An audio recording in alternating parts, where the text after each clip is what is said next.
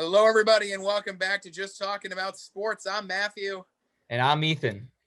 Ethan, what are we going to be doing today? Just talking about sports. Yes, sir, we are back. We are a little late for this week's edition. Unfortunately, regular lives do exist.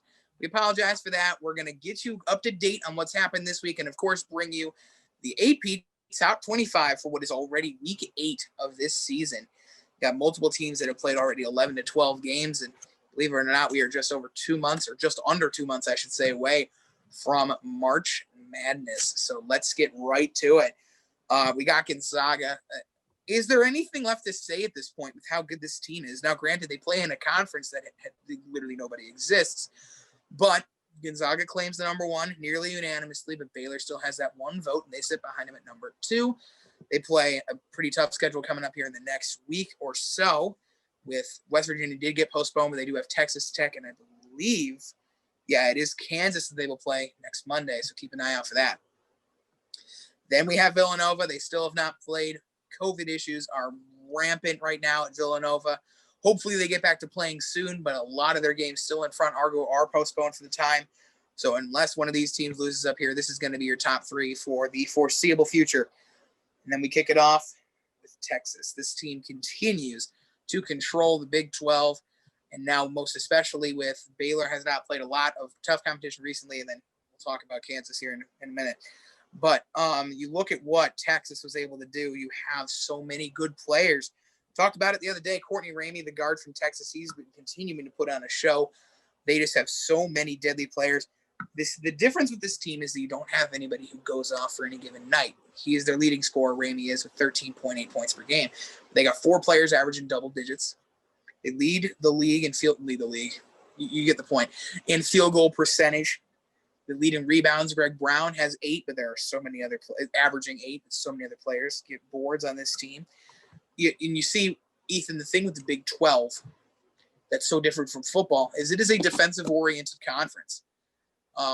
These teams pride themselves on having these big physical defenders, and you see Texas has rounded up the best with what they're able to do in the front court, headlined, of course, by Greg Brown. And then I want to talk really quick about the unbelievable shot from Andrew Jones. He had leukemia a few years ago, hit the game winner against West Virginia. That cannot go unmentioned. Congratulations to Andrew Jones. What a trooper. What a survivor. We are all proud of seeing that. Those are the moments in sports that just make you smile. But Texas, they're a very, very clean run team. And they're going to be one of the teams, if not the team to beat. Yeah, and they have a interesting schedule coming up. They have Texas Tech, ranked number 15. They're playing them actually tonight. And they have Kansas State also this week. So they got one ranked opponent, although we'll see if this Texas team can continue their run. I mean, that shot was just unbelievable against West Virginia. I mean, they were down for like seconds, just literally ticking. They were down 69-70, and Brown goes out and hits that shot. Talk about the storylines. Just amazing how he's able to get here in time. And I just think that this Texas team is, the more they are able to grow together, the more they're playing well together, the more I really do believe in this Texas team. So can't wait to see what they got going forward. 2 games in the next 5 weeks against the top 25. That's it. They only have 2 teams in a conference like this. Granted, one of them is Baylor, and obviously we said Texas Tech tonight, but this team's got a pretty easy schedule coming up. Their last 3 games of the season are against the 3 other juggernauts of the Big 12, but until then, this team's going to be up here for good, barring any unforeseen drama. Continuing on with the list, we have our first Big 10 team popping up here. It's Iowa. As you'll notice, the top of these rankings this week pretty much remain unchanged. The Hawkeyes still at 11-2. They had a good week, I believe. Yeah, Minnesota, Maryland. They took down the opponents they needed to take down, and Maryland had a big week in the Big 10 apart from that as well. We'll cover that. And then Kansas, we'll briefly touch on this. We were supposed to record, obviously, on Monday, but that didn't happen. Now we sit here on Wednesday, and Kansas just got absolutely destroyed by Cade Cunningham. That is Oklahoma State, if you don't know, and that kid's going to be special, by the way. But Kansas is in a situation now where they're at 6. That's not going to last. We'll see what happens with that. We'll keep moving here, but this is the team we have to stop on, is the Wolverines. You may say that Iowa's the best team in the Big Ten, but you can't mention them without saying Michigan right now. Yeah, as like I am beginning to eat my words as we continue to keep going on and on, as I know I said, man, Michigan sucks. Man, Michigan sucks. And after this week in the last 2 games that they played, I think I pretty much gained a hell of a lot of respect for them after absolutely destroying Minnesota. Hunter Dickinson, the freshman that they have on their team, dropped 28 points against them in a game where they scored 30 more points than them. And then they go up against a what was a number 8 Wisconsin team, and they go and they hold them to 54 points. 54 yesterday in that game, and they scored. What is it? They had a 50% shot from the 3-point line. So this Michigan team has kind of been a lot, at least opening my eyes to them, as I have not really given them respect until this week. So you could put the headlines, but everything. Ethan now respects Michigan as a top team, especially after these last 2 games. We'll see as they continue to keep playing in the Big Ten, but they're undefeated, and they just got 2 humongous statement wins. And I think this Yellow M team, the Wolverines, they're going to continue to keep going higher, even though I may not really like it personally, but I think they're continuing to gain more and more of my respect. I think the one thing with Michigan that continues to circle in my brain is they're always the hated. That goes for anything, really. I mean, this isn't just basketball. I mean, football. Everybody just hates Harbaugh. No offense to Harbaugh, but you are not a good college coach. And they obviously re-signed him to a long-term extension. Michigan's team is really strong this year. It's young, too, so they might be here, assuming Dickinson after this year doesn't hop into the NBA draft, which I don't think he will. I think he's one of those guys that'll stay around for at least another year or so. Michigan, to me, is going to be that team in the Big Ten. I love Iowa. I think Luka Garza's dominant, but he doesn't have the all-around pieces around him the way Michigan has surrounded themselves with, and there's a reason why they haven't lost a game to this point. We'll move on here, unless you have any final words on Michigan that you wanted to add. They have another bit of an easier schedule, although I think I do believe they're versing. I think they have Minnesota again. Yeah, Minnesota on Saturday again. Minnesota on Saturday again. We'll see if Minnesota can get their revenge. And then we have a Maryland team that's kind of been sneaky, been winning a few games here in the Big Ten. This is what I call, though, the Big Ten free pass over the next few weeks here for Michigan. They do not play another ranked opponent until February. What is that? February 11th against Illinois. Granted, Michigan State could jump back in here, but Michigan has already played the top teams in the Big Ten, a lot of them already. And they're still unbeaten, so they kind of get the free walk now in the Big Ten. So keep an eye on them. They may continue to stay unbeaten. Creighton, they're number 8. They are the quiet team in the Big East, but they haven't proven themselves on the biggest level. That's why they're quiet. We talked about Wisconsin. They're at number 9, and heading into the week, we had a lot of confidence with what they could do. The confidence is shattered, as will their ranking next week.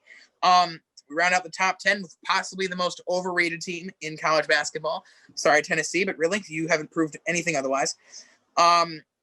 Houston at number 11, still not pleased with this. We talked about it, I think, last week. You have one loss, and somehow you've still dropped to this point. But the thing that I'm more displeased with is coming up right here at number 12. So Clemson, there's no doubting they have a great college football program. Let's start there. Yeah. I mean, they're a great program. Their college basketball team's solid. They played one game this week. Let's start there. They played one game. One. NC State. Unranked. Overtime. 1-4. And you move up 7. Oh my God. For what? I don't even. This is what I call the Power 5 bias. For Christ's sake, I mean, look at this. You beat a team in overtime by 4. Oh, giddy, let's jump them by 7. Clemson is overrated.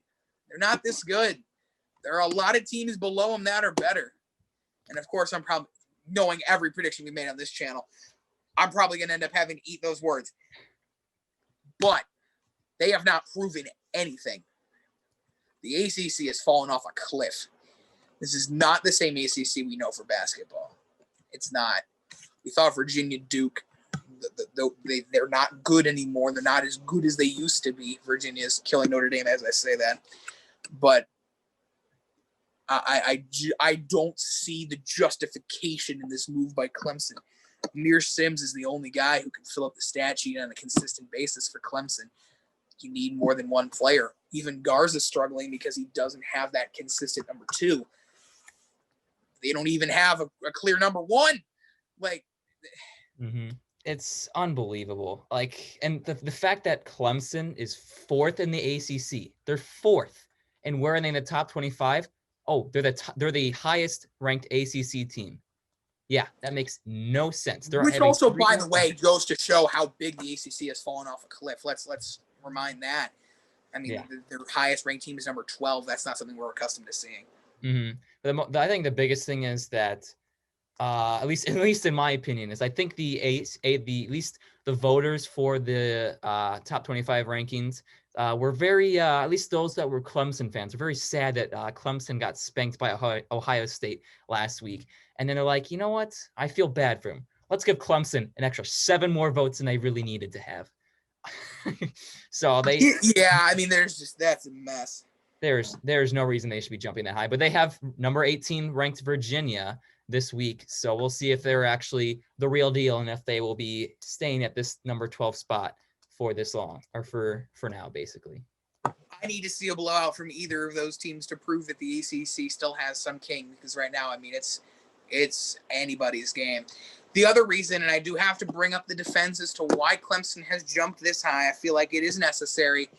Rutgers headed into the week number 15. They lost 2 games? It may have been 3. Yeah, it was not good. and we talked about it before. The Big Ten is killing them. They have completely dropped out of the rankings from number 15 to nothing. So that is just something that we want to bring up. And there was a lot of teams that dropped this week, but even still, the 7 is not justified. The team below them, West Virginia, who sits at number 13, deserves to be higher. We can't keep talking about Clemson, though. We got to move on. So we will. West Virginia is at number 13, as we just said, but they are now paused due to COVID-19 issues. They're not expected to play here for the next week or so, so we'll see how that impacts their ranking. Illinois, the Big Ten's killing them. There's a lot of people that are getting killed by the Big Ten. They're one of them. Texas Tech, I forget. Texas Tech is Big 12. I don't know why that took me so long to think about. Texas Tech's got a really rough schedule coming up, though. Texas and Baylor in consecutive games. They got to win one of those in order to gain somebody's respect in the Big 12. Otherwise, they're going to be the forgotten. We'll stop here again. We got Louisville at number 16. I hate that my mood's been all cranky today, and for that I apologize. But you look at the teams I'm covering. Can you blame me? Like, Texas is good. That one was cool. Clemson jumping up 7 for winning in overtime is ridiculous. This might be worse. Yes, they beat Virginia Tech this week. Congratulations. Let's give them a round of applause. Yay. Okay, there you go. You beat them by 2. That's a pretty good win. They were right on the border of the top 25. Maybe they'll be like 21, 22. Now let's put them up 10 spots to 16. It's just why? My head is spinning. Like, again, the ACC. We cannot look at teams anymore and say, oh, they're the ACC, so they must be good. No. They are. No. Just no. There is no other words. There's just a no. You look at Miami, garbage. Wake Forest, garbage. Florida State, sorry, garbage. Boston College. I'm not even going to bother with that one. Yeah. I'm just not going to say anything. Thoughts and prayers to anybody who goes to Boston College, just for any sports. But Louisville has not earned their right here. They're 8-1, which is possibly why they're at 16, and really I can't argue that. But at least methodically work their way up the rankings like you did with Michigan, instead of just going, oh, wow, okay, you won one game, and the engines just start moving. That I do not respect. I have one last thing to say about Louisville, because I got to give them some credit. They have beaten multiple ranked teams in the ACC. They've been underdogs in almost half of their games. They've won all of them, but some of them by large margins. And they got a kid in Sariq Jones who has averaged 25 in their last 3 games. The thing is, Louisville is playing well, but it doesn't warrant the up 10. Let's just be clear about that. Anyway, go for it. Yeah, it's basically, I mean, the reason why they're up there is because they're number 1 in the ACC right now, 3-0. Like you said, they have beaten all the basically all the ranked teams that they've versed in the ACC so far, including last week's game against Virginia Tech, where they only won by 2 points, but they still are able to knock them off. But I just don't think that really explains why they should be moved up 10 spots after beating Boston College and Virginia Tech.